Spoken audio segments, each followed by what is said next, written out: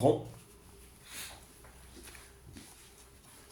nous sommes dans ce programme que l'Éternel nous a appelé. On a commencé depuis le 1er octobre et nous voici au premier week-end de décembre et il nous reste encore 3 ou 4 semaines pour pouvoir clore ces programmes que l'Éternel nous a confiés.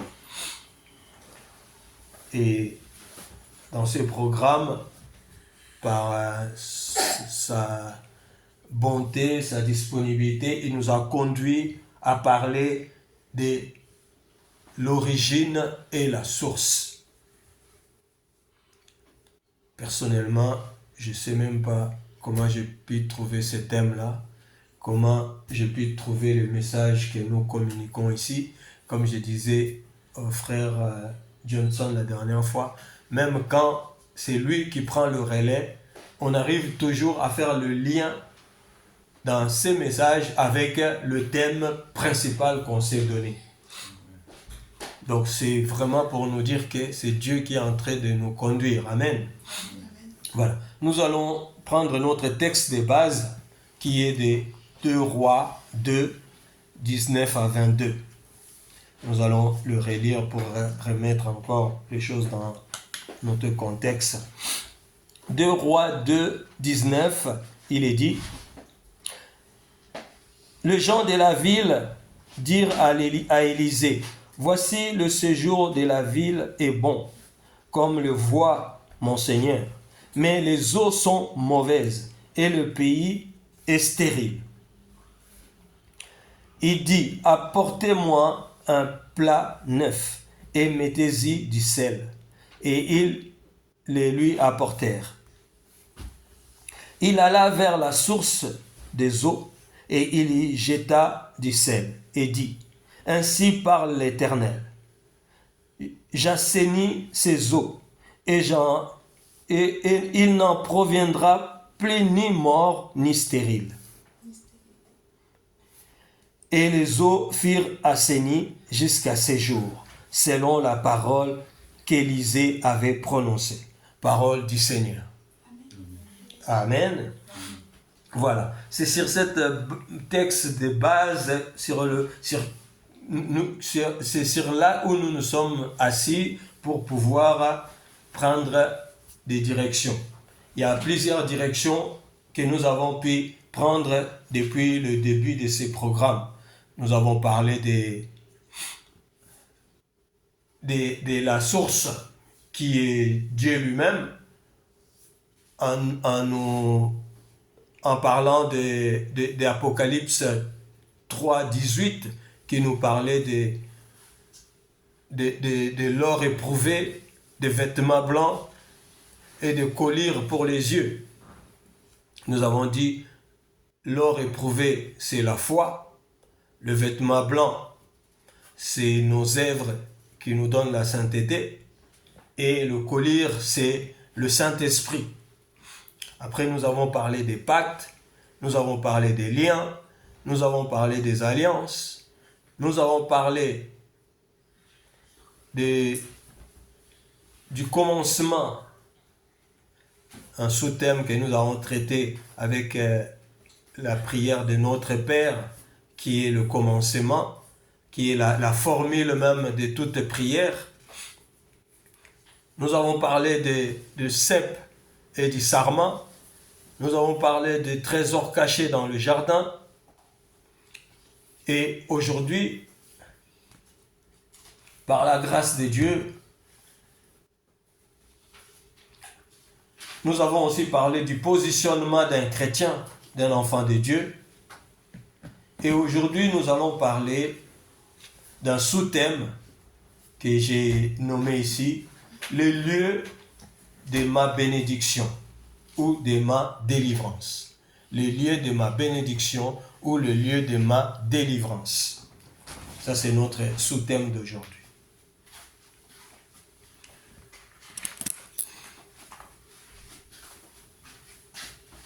Nous avons dit, pour hériter le royaume des cieux, il fallait, ça c'est notre enseignement du week-end dernier, nous avons mis 4 étapes qui nous conduisaient au royaume du Père.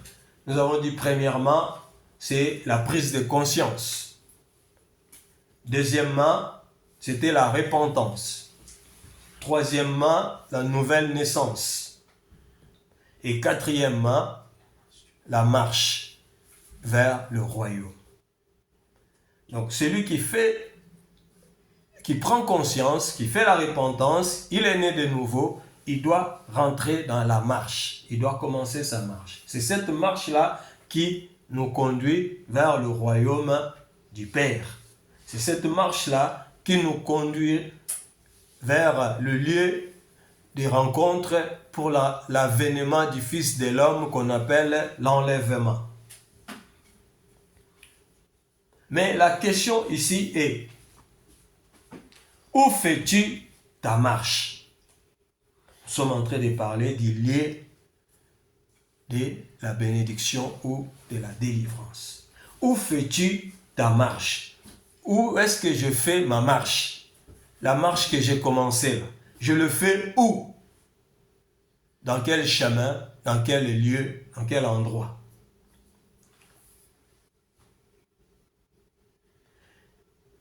Es-tu à l'endroit de ta bénédiction? Ça, c'est une deuxième question qu'on peut se poser.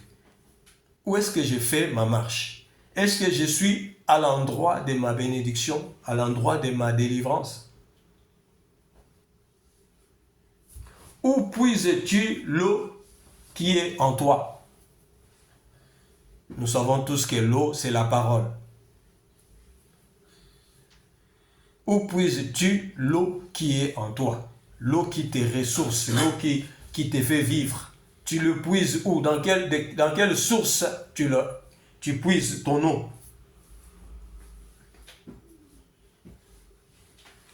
Est-ce que ta source étanche-t-elle la soif? Parce que Jésus a dit à la dame samaritaine, il dit, l'eau que je te donnerai moi, tu n'auras plus jamais soif. Donc on peut, nous aussi, se poser cette question. Est-ce que l'eau que je bois moi, est-ce que ça étanche ma soif? Nous ne sommes pas en train de parler des vitelles ni des viands. Nous parlons de l'eau spirituelle, qui est la parole de Dieu.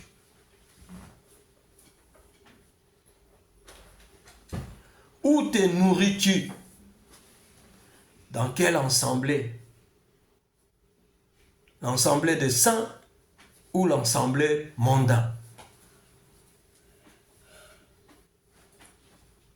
Parce que ne nous y trompons pas. Il y a des ensembles des saints, mais il y a aussi des ensembles qui ont à l'apparence chrétienne, mais c'est des ensembles mondains.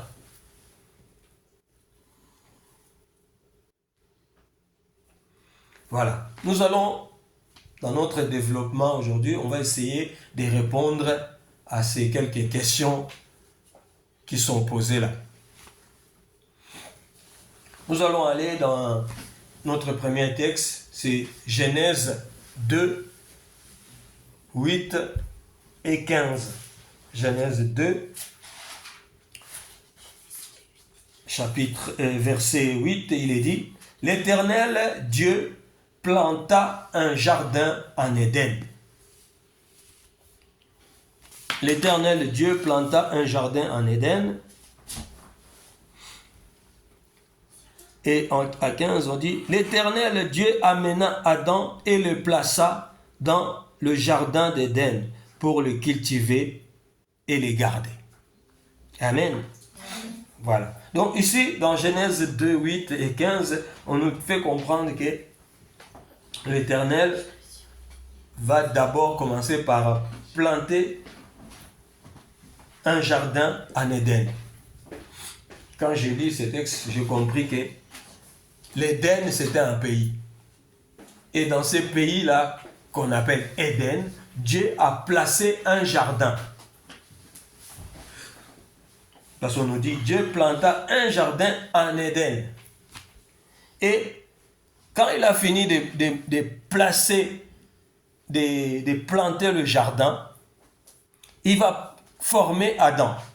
Et il va prendre Adam, il va l'amener pour le placer dans le jardin qui était en Éden. Et la Bible nous dit, pour le cultiver et le garder.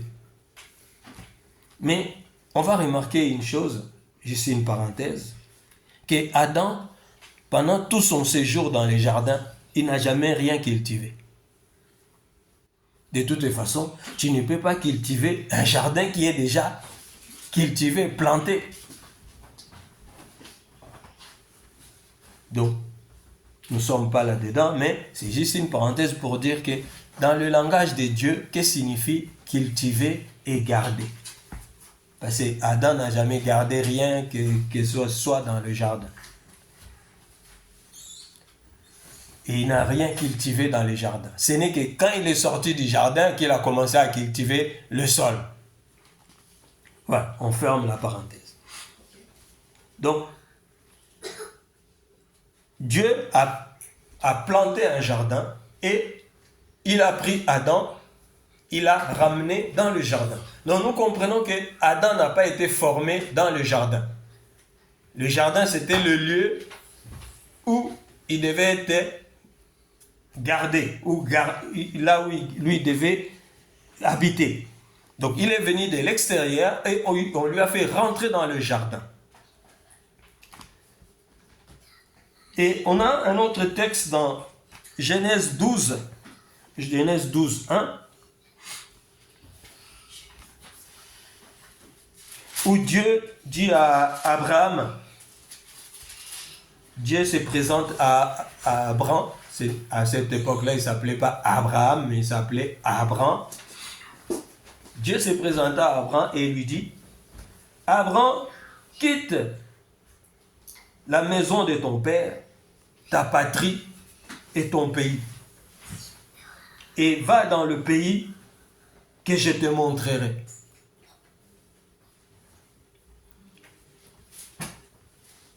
Dieu, il vient, il va voir Abraham et il dit, quitte ta patrie, quitte ta nation, sors de la maison de ton père et va dans le pays que je te montrerai. Et Abraham va sortir, il va prendre sa femme, son neveu, ses biens, et il va commencer à marcher.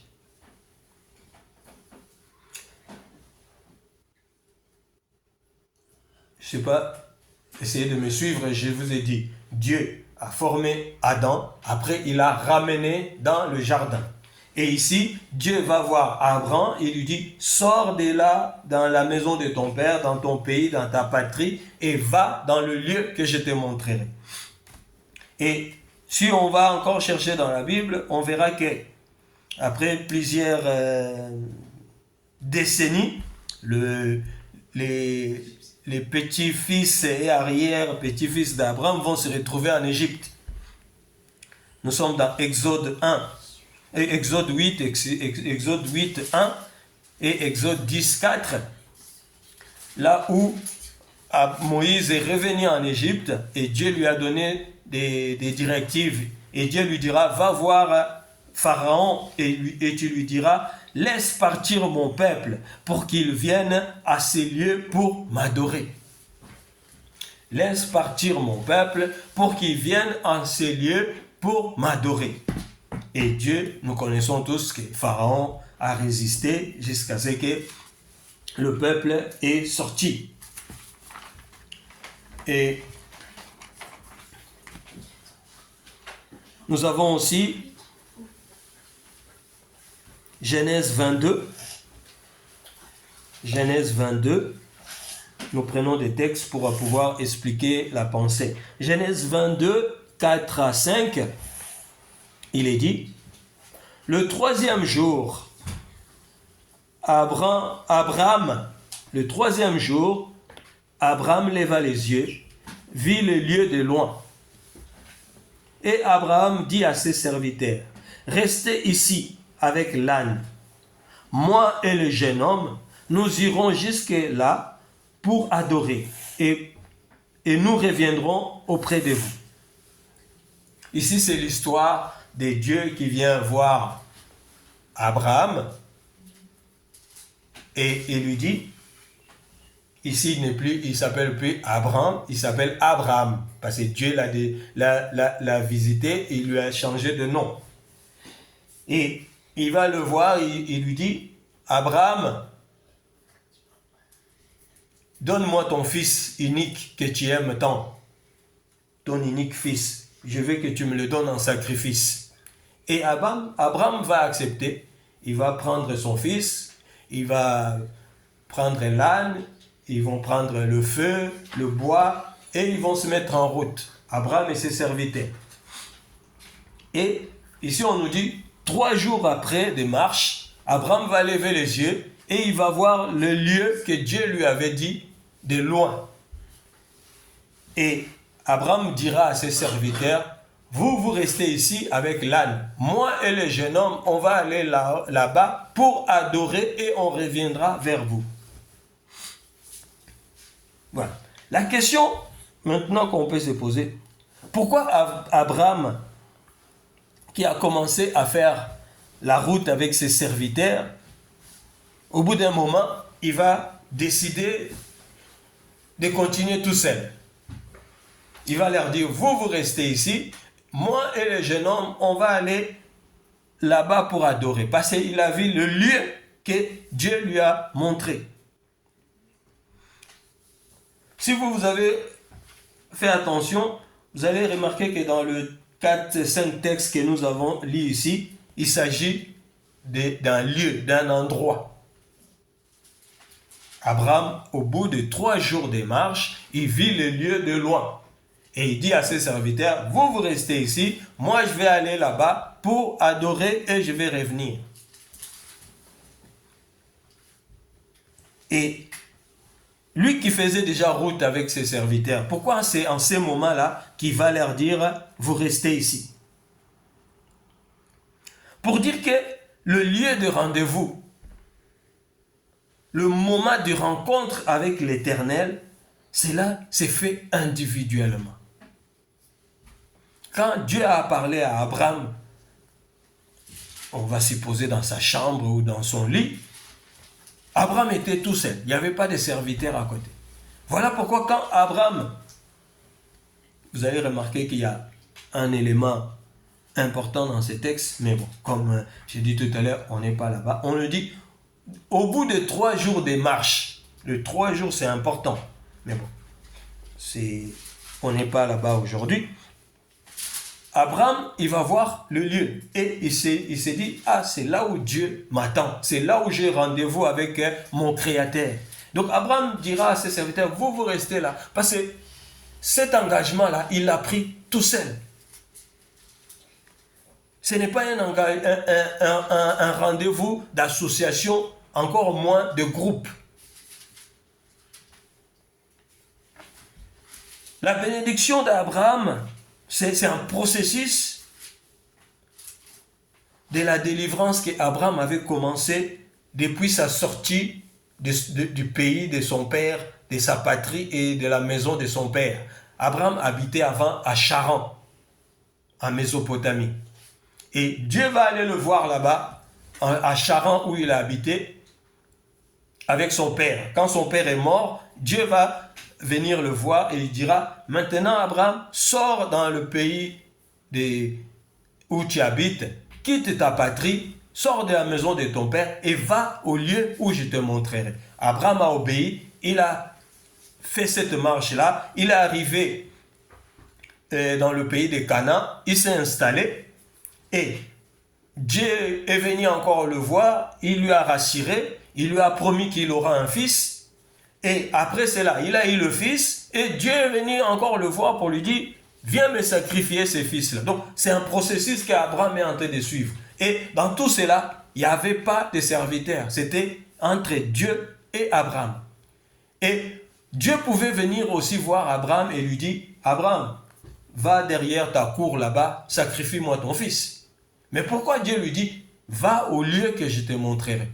D'abord, il a dit, va au pays où je te montrerai. Maintenant, il revient pour lui dire, va au lieu où je te montrerai. Pour dire qu'il y a un lieu de rencontre, un lieu de rendez-vous avec l'Éternel. Abraham dira, moi et les jeunes hommes, nous irons là-bas pour adorer. C'est quoi l'adoration? Abraham allait pour sacrifier son fils. Dans un langage terre à terre, on dira, Abraham allait pour tuer son fils. Mais Abraham appelle ça adoration. Et nous connaissons la suite de cette histoire. Donc, il y a un lieu de rencontre, un lieu de rendez-vous avec l'Éternel. On n'élève pas l'adoration à n'importe quel endroit. Dieu n'écoute pas l'adoration à n'importe quel endroit. Voilà pourquoi Dieu ne pouvait pas écouter Abraham au pays des Charans. Il ne pouvait pas lui parler là-bas. Voilà pourquoi il lui dira, sors. Et arrivé à Canaan, il vient le visiter pour le faire confirmer que je suis toujours avec toi. C'est un processus que Dieu fait suivre à Abraham. Et après, il lui dira, va à telle montagne dans le pays de Moab. Là-bas, tu me sacrifieras ton fils. Et vous allez voir qu'au final, Abraham n'a pas sacrifié son fils. Et Dieu va lui donner des promesses et des promesses. C'est une bénédiction qu'Abraham va recevoir. Abraham n'était pas pauvre matériellement. C'était un homme très riche. À cette époque-là, Abraham était un homme très riche. Mais Dieu va le bénir. C'est quoi une bénédiction ici, là, dans ces contextes ici? La bénédiction ici, c'est une délivrance qu'Abraham reçoit. Abraham sort des pactes de son père, il sort des liens de sa famille, il sort des liens et des coutumes de sa patrie, et il va commencer une marche individuelle avec Dieu. Vous remarquerez que si on va pousser la réflexion plus loin, à cette époque-là, Abraham, c'est un homme marié. En quittant Charan, Abraham était déjà marié avec sa femme Sarah. Mais pourquoi quand Abraham sort pour aller adorer, il ne ramène pas sa femme? Bon, si on veut aller dans la révélation, nous allons comprendre qu'Abraham et Sarah, ils font un.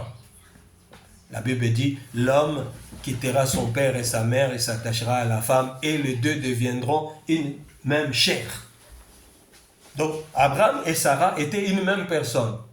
Qu'Abraham soit parti, Sarah restait, Dieu le voyait tous les deux. Ça, c'est dans la révélation. Mais là, nous sommes dans la doctrine. Dans la doctrine, c'est avec Abraham que Dieu a fait alliance.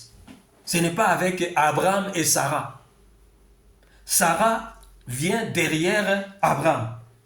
Donc, dans l'alliance d'Abraham avec Dieu, il n'y a pas Abraham, Dieu, Abraham et Sarah. Il y a Abraham, Dieu et Abraham. Je ne sais pas si on me comprend. Amen. Donc, dans la relation avec Dieu, on est individuel. Voilà pourquoi même la Bible nous dira, je ne sais pas c'est dans quel livre, où il dit, en Dieu, il n'y a ni juif, ni grec, ni esclave, ni homme libre. Voilà. Donc, en Dieu, on vient chacun individuellement. Dieu ne nous voit pas par nos nationalités, par nos tribus, non, par la famille, non. Dieu voit l'individu. Il n'y a plus de Grecs, il n'y a plus de Juifs. Il n'y a plus d'esclaves, il n'y a plus de maîtres. Il n'y a plus d'hommes, il n'y a plus de femmes. On est tous enfants devant Dieu. Amen. Voilà. Mais comme nous sommes dans la doctrine, nous comprenons que dans cette alliance-là, entre Dieu et Abraham, même Sarah est mise de côté. C'est le rendez-vous ou la rencontre de l'adoration était réservée pour Abraham, à son créateur.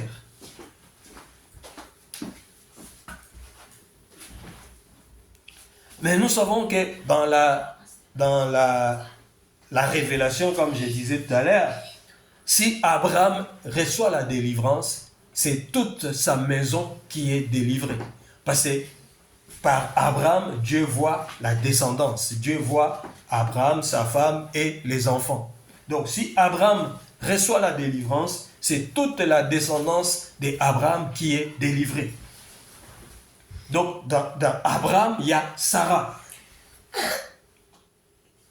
Amen. On va comprendre ça un peu mieux quand on rentre dans la création. Dans la création, il nous est dit, Dieu créa l'homme à son image et à sa ressemblance. Amen. Il le créa homme et femme. Donc quand Dieu a créé, il a créé l'homme et la femme, bien distincts. Mais quand il va former, il va former que premièrement l'homme. Et il va prendre cet homme-là et il va aller le placer dans le jardin. Donc la première à recevoir la délivrance, c'est l'homme. Et c'est à cet homme-là que Dieu va donner les consignes, les directives et les orientations. Et ce n'est qu'après que la femme va apparaître. C'est pourquoi, quand bien même c'est Ève qui a péché, quand Dieu va venir, Dieu n'a pas commencé à parler à Ève. Dieu a d'abord commencé à parler à Adam. Parce que c'est avec Adam que Dieu a donné des consignes. C'est avec Adam que Dieu a donné l'orientation.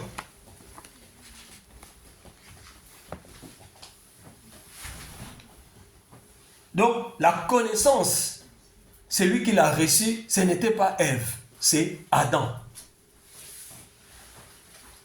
La connaissance ou l'alliance, ce n'est pas Sarah qui l'a reçu, c'est Abraham.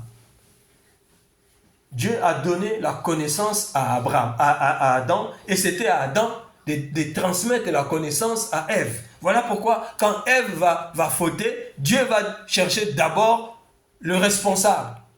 Le responsable du jardin, ce n'était pas Ève, c'était Adam. Dieu dira, Adam, où es-tu?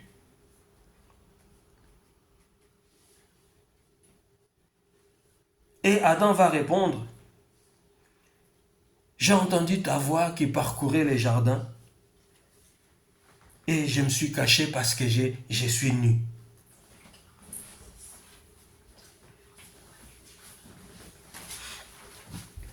Et Dieu lui dira, qui t'a dit que tu es nu?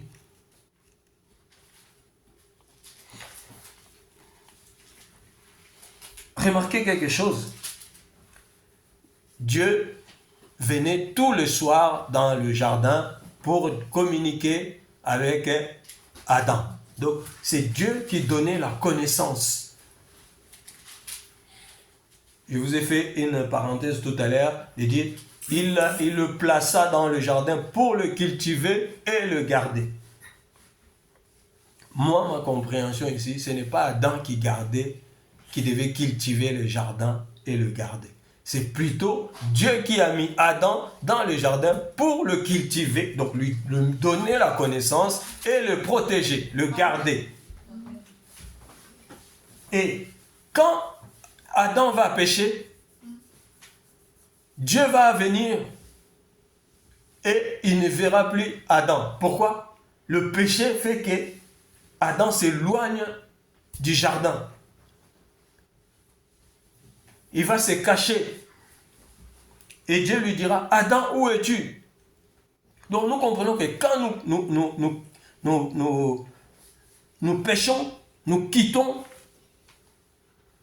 le lieu de notre prédilection, le lieu de notre bénédiction, l'endroit où nous avons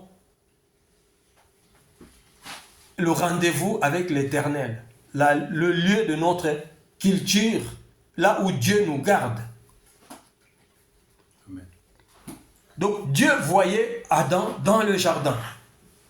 C'est pour ça que je vous ai fait la différence entre l'Éden, qui était une ville ou un pays, et le jardin qui était dans ces pays-là. Et Dieu n'a pas mis Adam dans l'Éden, mais dans le jardin de l'Éden. Et Dieu venait dans le jardin, c'est là où il voyait Adam. Et quand il revient dans le jardin ce jour-là, il ne voit plus Adam. Ne voyez pas ça avec l'œil humain pour dire que Dieu cherchait Adam comme ça. Dieu voyait bien où Adam était caché. Mais spirituellement, Adam est sorti de la présence de Dieu. Voilà pourquoi Dieu lui demandera, Adam, où es-tu? C'est une forme littérale pour dire, Adam, qu'est-ce que tu as fait? Ou Adam, pourquoi tu as fait ça? Donc, Adam, où es-tu? Donc, Adam est sorti du lieu de sa culture et là où il était gardé. Il s'est éloigné de sa bénédiction, du lieu de sa délivrance.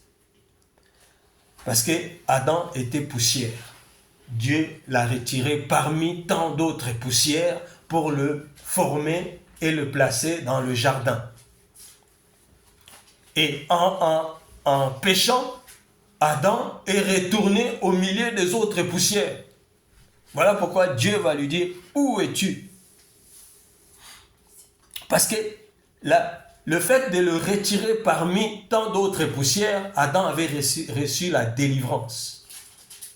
Et il l'a placé dans le jardin, son lieu de la délivrance. Mais quand Adam va pécher, il va sortir de ce lieu de la délivrance. Donc, nous voulons dire que on ne peut pas adorer Dieu à n'importe quel endroit. Il y a un lieu que Dieu nous donne. Il y a un lieu où nous avons rendez-vous avec l'Éternel. Ce lieu-là, il est d'abord spirituel et il est aussi physique.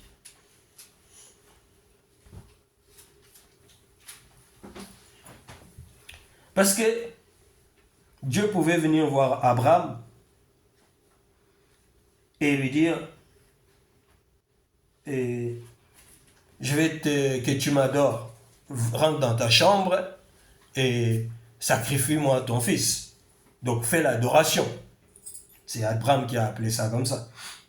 Mais Dieu lui dit, non, pas dans ta maison, mais va à tel endroit. Donc il y a un lieu pour que Dieu puisse écouter Abraham. C'est sur une montagne. Il y a un lieu où Dieu voit Adam. C'est dans le jardin.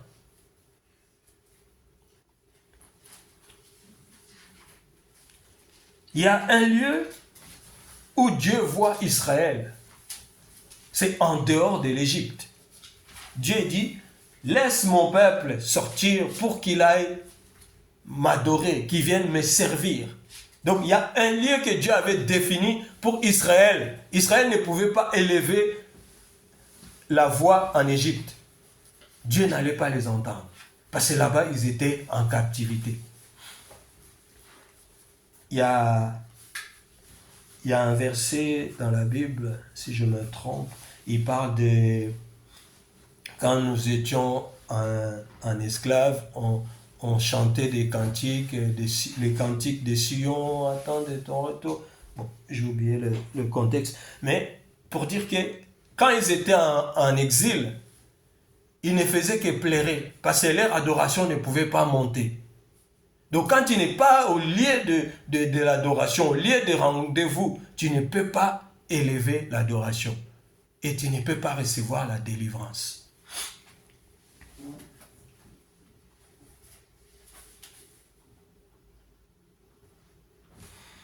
Donc, comme je dis, tout ensemblé n'est pas ensemblé.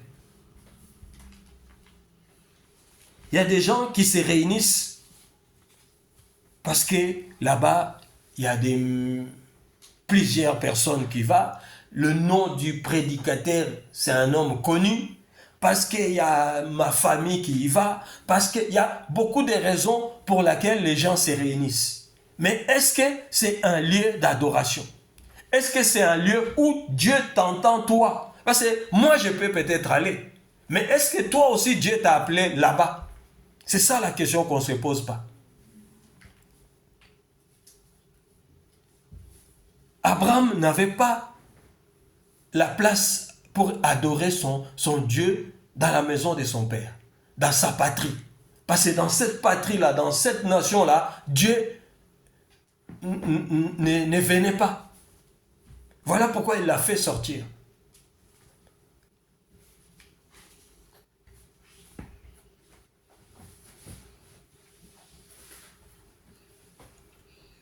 Psaume 133, de 1 à 3. Psaume 133, de 1 à 3, il est dit: Voici, oh, qu'il est agréable, qu'il est doux pour les frères de demeurer ensemble. Il est agréable et doux pour les frères de demeurer ensemble. C'est comme l'huile précieuse qui répandue sur la tête descend sur la barbe d'Aaron, qui descend sur le bord de ses vêtements. C'est comme la rosée de Hermon qui descend sur les montagnes de Sion, car c'est là que l'Éternel envoie la bénédiction, la vie pour l'éternité. Donc ici, le psaume est en train de nous expliquer que il est doux et agréable aux frères de demeurer ensemble. Donc, là où Dieu a placé les gens, dans le jardin où Dieu nous a placés, c'est l'endroit le plus doux et l'endroit le plus agréable où nous sommes appelés à demeurer. Amen. Mais chacun doit savoir, est-ce que c'est mon endroit de demeure? Parce que c'est là que Dieu déverse ses bénédictions.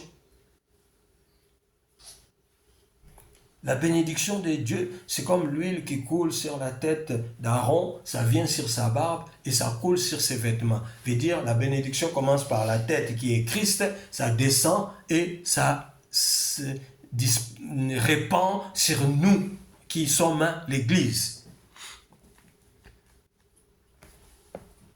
La question que Dieu a posée à Adam dans le jardin, il nous la pose aussi aujourd'hui. La question c'est: Adam, où es-tu? Cette question-là nous est posée aussi aujourd'hui. L'endroit où tu te trouves détermine ta bénédiction. De l'endroit, je vais parler des lieux d'adoration, pas nos maisons. L'endroit où j'élève mes mains, c'est cet endroit définit ma bénédiction ou ma malédiction. Si c'est bien choisi, j'aurai ma délivrance. Si c'est mal choisi, je n'accumulerai que des malédictions.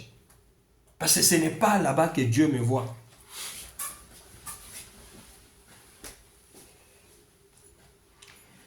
Donc, la question que Dieu a posée à Adam,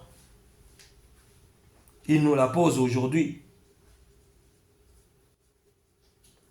C'est: où t'assembles-tu? Dans quel ensemble tu te trouves? Comme j'ai dit tout à l'heure, il y a des assemblées des saints et il y a des assemblées mondains. Il y a les assemblées des élus et les assemblées des appelés. Où t'assembles-tu? Où élèves-tu ton adoration? Dieu dira à Isaac, vous savez, quand Abraham est arrivé à Canaan, il y a eu une famine, Abraham est parti en Égypte. Dieu lui a dit, va en Égypte. Mais arrivé à Isaac, Isaac aussi veut aller en Égypte, Dieu lui dira, reste là, c'est là où je te bénirai. Donc, il y a un lieu de bénédiction pour chacun. Ce n'est pas par habitude, ce n'est pas par coutume, parce que mes parents allaient là-bas, parce que mes parents faisaient ci, moi aussi j'ai... Parce que, non, qu'est-ce que Dieu t'a dit à toi? C'est Abraham qui est parti en Égypte, c'est le père d'Isaac. Mais Isaac veut faire pareil, parce que je crois que son père lui racontait, tu sais mon fils, à notre époque, avant ta naissance, il y a eu une famine, on s'en sortait plus. Et j'ai pris ta mère, on est parti en Égypte. Donc lui, il s'est souvenu, il dit, à l'Égypte, ça doit être pas mal. Nous aussi, on va aller. Et Dieu lui dit, toi, tu restais là.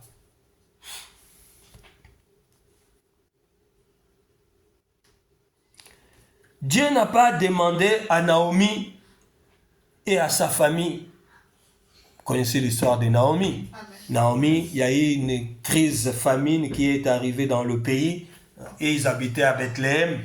Naomi et son mari vont décider, son mari s'appelait comme ça, Elkanah, c'est ça? Je crois que c'est Elkanah. Lui et son mari et leurs 2 enfants vont décider de quitter Bethléem et ils vont aller dans le pays de Moab. Mais malheureusement, comme ce n'était pas conduit par Dieu, Naomi va perdre son mari et ses 2 fils. Elle va se retrouver toute seule. Et Naomi dira même, ne m'appelez plus Naomi, mais appelez-moi Mara. Mara veut dire amère. Ma vie est tellement amère que je ne vois même plus pourquoi on va m'appeler Naomi. Je ne sais pas ce que ça veut dire Naomi, on cherchera. Mais si elle refuse d'être appelée Naomi pour s'appeler Mara, c'est que Naomi c'était un nom agréable. L'histoire de Naomi, c'est dans les livres de Ruth. L'Éternel dit, l'Éternel Dieu pouvait bien présenter la création à Adam là où il l'a formé. Dieu est venu, il a rassemblé, il a fait sortir la terre qui était sous les eaux. Et de cette terre-là, il a retiré une partie, il a formé Adam. Il pouvait commencer à lui présenter la création. Mais il l'a pris, il l'a ramené dans le jardin. Et c'est dans le jardin qu'il va lui présenter la création. Il lui dira, tu donnes de nom à tout ce que toi tu vois là. Parce qu'il y a un lieu prévu pour ça. Il y a un endroit consacré pour chacun. Amen.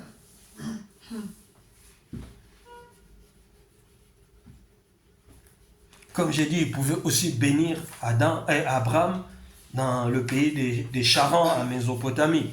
Mais il lui a dit de sortir, de quitter sa nation, sa patrie et la maison de son père.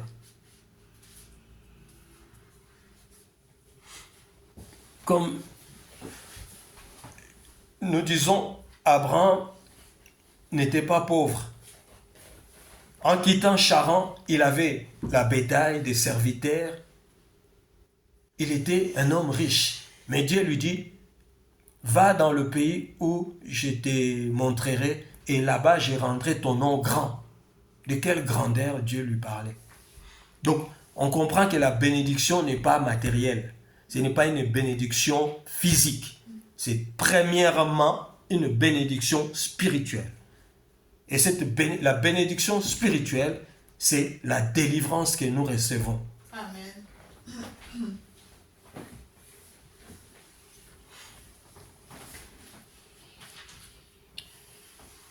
Voilà. Donc, moi, je vais nous laisser avec ces quelques interrogations. On prendra le temps, chacun de nous, de s'examiner et de s'interroger par rapport à notre marche. La première des questions, c'est où suis-je aujourd'hui? Moi, où est-ce que je suis aujourd'hui? Bien sûr, par rapport à notre thème, par rapport à ce que nous venons de parler ici. Où est-ce que j'élève mon adoration? Je vais m'examiner pour me questionner et de savoir où est-ce que j'élève mon adoration. C'est là où Dieu m'a montré. Est-ce que c'est là où Dieu me voit? Ou encore c'est là où Dieu m'a placé? Parce que Dieu est venu, il a demandé à Adam, Adam, où es-tu? Parce que Dieu l'avait placé quelque part. Et quand il met les yeux là à cet endroit, il ne voit pas Adam. Est-ce que la bénédiction,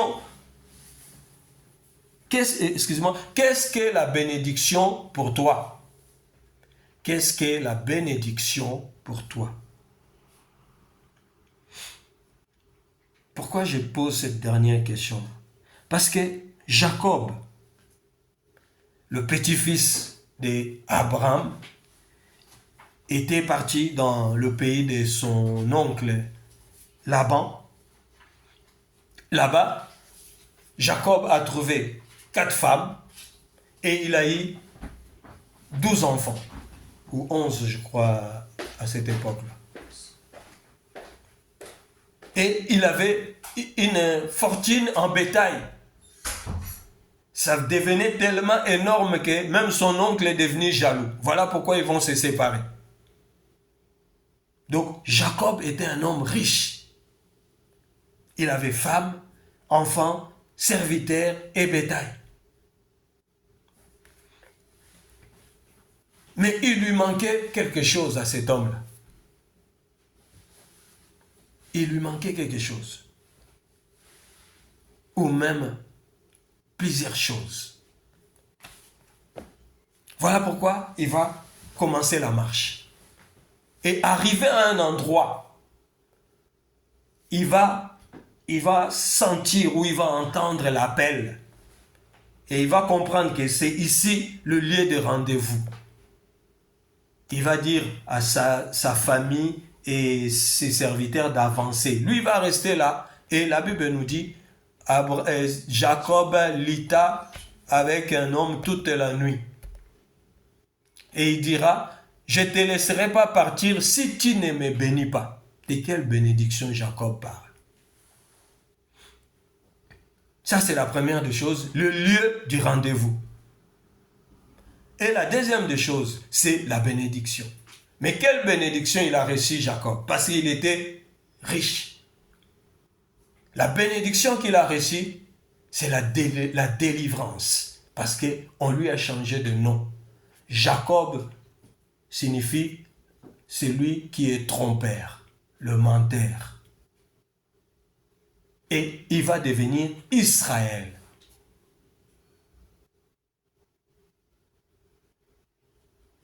Donc il a reçu une délivrance. Il est passé de Jacob en Israël.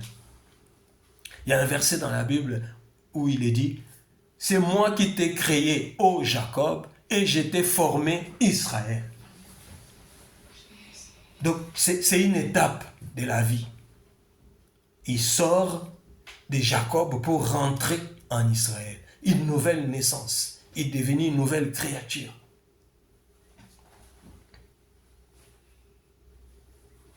Donc il a reçu le lieu, il s'est retrouvé au lieu du rendez-vous et il a reçu sa délivrance, sa bénédiction.